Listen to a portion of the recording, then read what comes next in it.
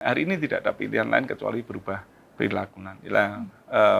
Mendorong perubahan perilaku itu yang kemudian kita lakukan adalah bagaimana memainkan skema insentif, disinsentif.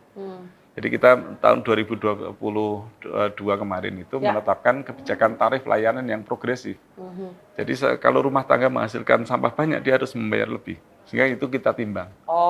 Yang disebut sampah itu adalah ketika campur. Jadi sisa makanan campur dengan plastik, campur dengan diapers, campur dengan kertas dalam itu satu sampah. wadah, namanya sampah. Tapi kalau yang terpilah itu namanya komoditas. Jadi kalau yang keluar dari rumah tangga berupa campuran, maka semuanya itu akan kita timbang. Berat timbangan dijadikan sebagai dasar penetapan tarif retribusi. Tetapi kalau yang keluar dari rumah tangga itu berupa pilahan, maka berapapun banyak organik itu akan kita ambil secara gratis. Yang bernilai jual akan kita beli. Itu yang kemudian yang ditetapkan sebagai dasar penetapan retribusi itu hanya yang residu saja.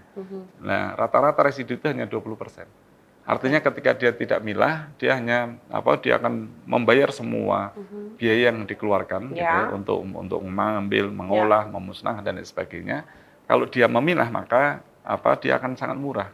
Karena dia hanya 20% total residu dan yang lain malah berdaya ekonomi. Berdaya ekonomi. Itu bagian dari upaya untuk memainkan skema insentif dan disinsentif. Ini kebijakan itu disetujui warga. Mau tidak mau gitu ya. Mau tidak. Pilihannya hanya dua. Bayar mahal atau milah. Gitu. Kenapa milah? Ya, karena milah itu menjadi aktivitas kunci dari setiap pemanfaatan sampah.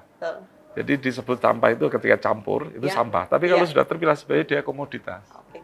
Komoditas yang bisa diperjualbelikan atau yang bisa dipertukarkan gitu.